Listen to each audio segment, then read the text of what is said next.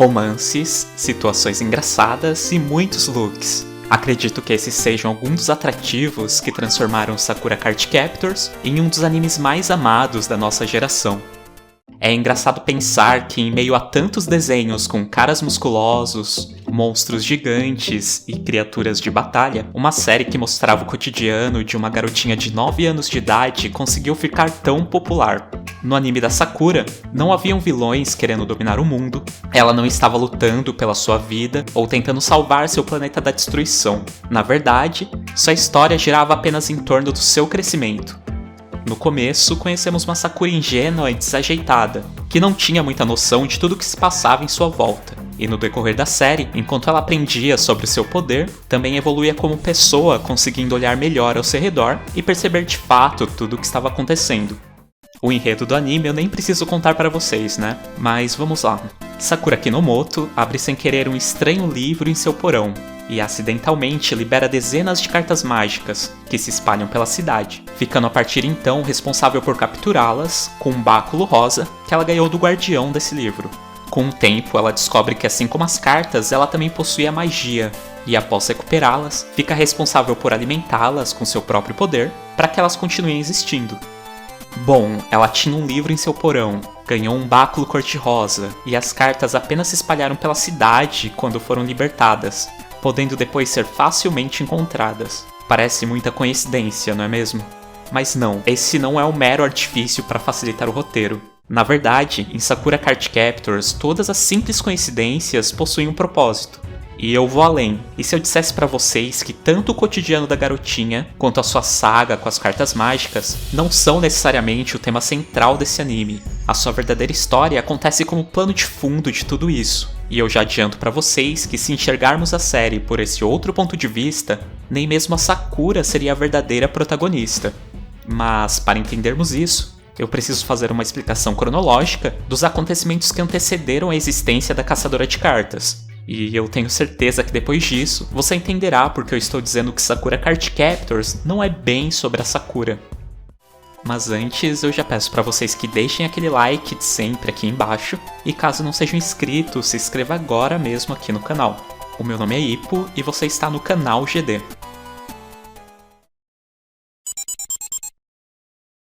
A primeira coisa que você tem que entender sobre Sakura Card Captors é que a sua história não acontece em um mundo tão diferente do nosso. Eu não sei qual a sua crença ou religião, porém, é fato que no nosso mundo existem sim, mesmo que em apenas teoria, o conceito da magia, isso independente da região do planeta em que você esteja. Podemos citar como exemplo a magia ocidental, que tem muito a ver com os astros ou com aquela ideia mais bíblica de anjos ou demônios. Já no Oriente, temos uma ideia de magia que nasce da oposição, seja entre luz e trevas, dia e noite ou sol e lua.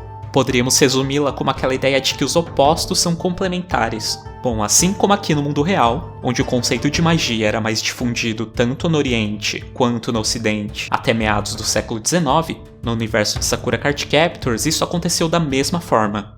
A Revolução Industrial, que trouxe o aparecimento das máquinas e o crescimento da ciência, de certa forma acabou deixando a magia cada vez menos popular. E é importante que saibamos disso, pois o personagem que irei citar agora esteve presente em todos esses períodos. Ele nasceu quando o conceito de magia ainda era forte no imaginário popular, e passou por todas essas transformações, que fizeram com que a magia fosse cada vez menos creditada e passada adiante. Bom, eu citei para vocês dois tipos de magias diferentes, a ocidental e a oriental. Pois então, o que aconteceria se essas duas artes se misturassem? Em algum momento da história, centenas de anos antes da Revolução Industrial, uma maga chinesa e um bruxo inglês acabaram se casando, e dessa relação nasceu esse carinha que nós conhecemos como Mago Clo. Não se sabe ao certo quanto tempo ele viveu, porém, sabemos que foram séculos, onde ele pôde aprender e aperfeiçoar a sua magia, que devido à origem de seus pais, era totalmente diferente de tudo que existia até então, uma vez que ela misturava as tradições dessas duas culturas. Bom, nessa hora é importante falar que a magia é transmitida de um mestre para um discípulo. Discípulo esse que deve possuir uma linhagem de magos em sua árvore genealógica para poder utilizá-la. E está aí um dos primeiros grandes problemas do Clo. Ele não podia ter discípulos, uma vez que não existiam mais pessoas com o mesmo tipo de magia híbrida que ele possuía. Outra coisa importante para entendermos a história desse personagem é sabermos o conceito dos círculos mágicos. Sim, aqueles círculos que apareciam quando a Sakura usava magia no anime, na verdade possuem sim um significado. Esses símbolos nada mais são do que a representação visual da magia de um mago. Esse é o símbolo do Mago Clow. Ele tanto traz uma estrela de 12 pontas, com representações dos astros, que é a sua herança da magia ocidental, quanto traz o contraponto entre Sol e Lua, que é a herança oriental. Notem que existe uma diferença de tamanho entre os dois astros maiores, não é mesmo? Isso explica muito dos problemas por qual o Clow passava. Na verdade, a sua magia não era equilibrada, ele possuía mais luz do que escuridão, o que acabou destabilizando toda a sua existência.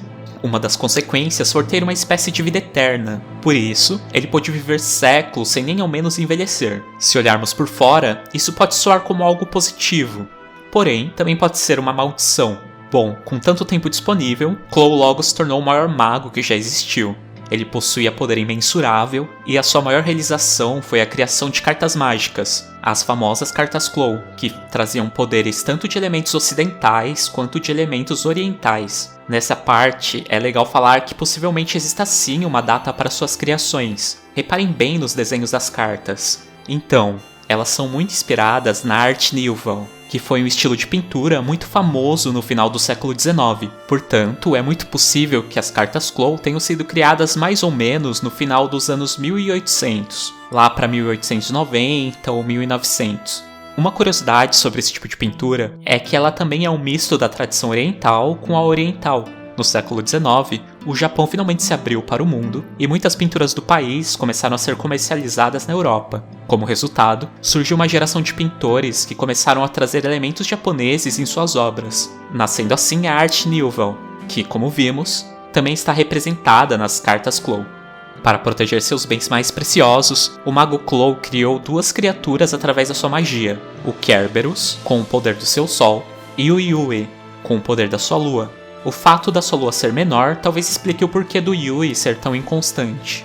Bom, mesmo com tanto poder e tantos feitos, o Mago Clow era uma pessoa infeliz. Ele viveu por séculos, vendo todas as pessoas que amava morrer, e o pior de tudo, com o tempo ele adquiriu a habilidade de clarividência, podendo ver todo o seu passado e futuro, e até mesmo outras dimensões. Até que chegou um momento em que ele só queria ser uma pessoa normal, porém, ele não podia devido ao desequilíbrio da sua magia.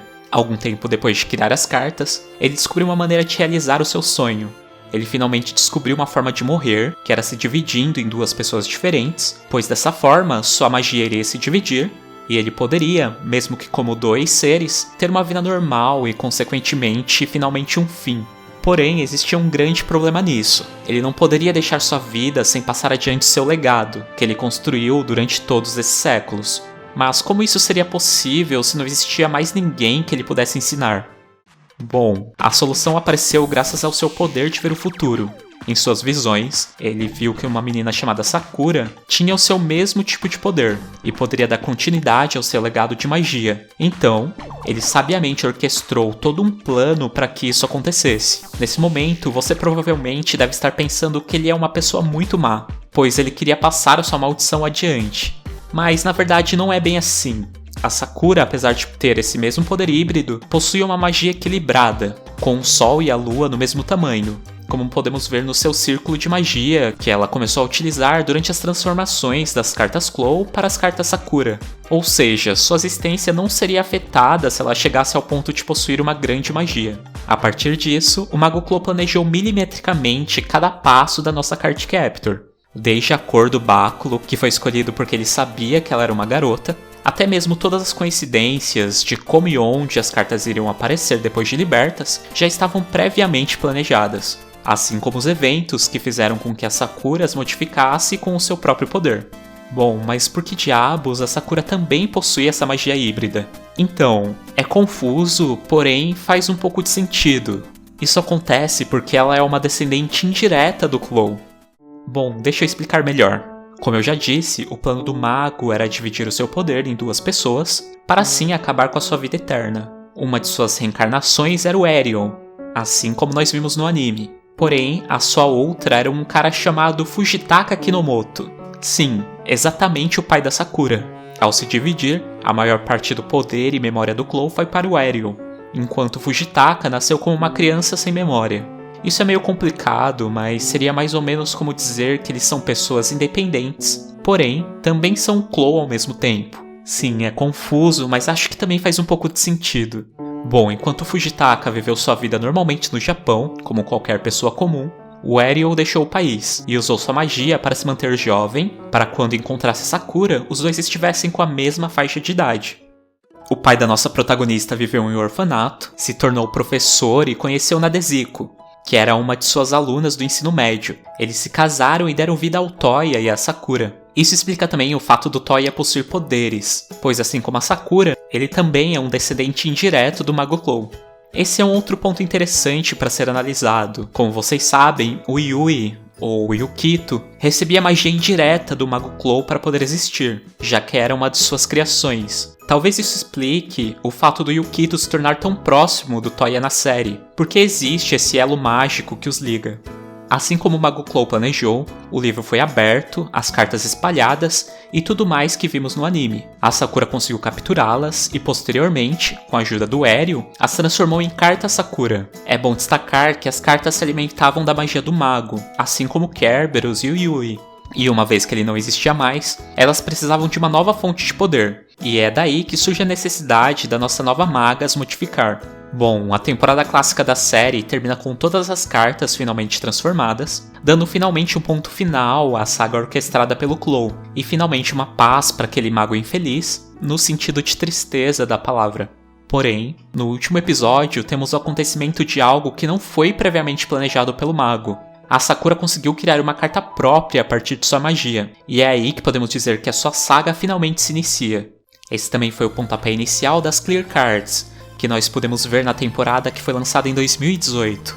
Bom, o Mago Clow com certeza é o personagem central da maior parte da história, assim como um nome importantíssimo do universo dos mangás da Clamp, que produziu tanto Sakura, quanto outras séries famosas como Tsubasa Reservoir Chronicles. A sua história é contada em fragmentos, tanto no anime quanto no mangá, e nesse vídeo eu meio que misturei essas informações, tentando dar uma ordem cronológica para os acontecimentos. Como sua história nunca foi contada assim, de uma forma linear, pode ser que algumas coisas tenham vindo antes das outras. Então, interpretem tudo o que eu disse como uma teoria. Definitivamente, essa não é uma explicação oficial. Caso você saiba mais do que eu nesse assunto e queira corrigir alguma informação errada ou acrescentar algo que tenha ficado faltando, basta fazer isso através dos comentários. Eu tenho um carinho enorme por Sakura Card Captors e frequentemente reassisto porque gosto bastante do clima dos episódios. Com o tempo comecei a enxergar melhor os acontecimentos da série, principalmente nas coisas passadas de forma implícita.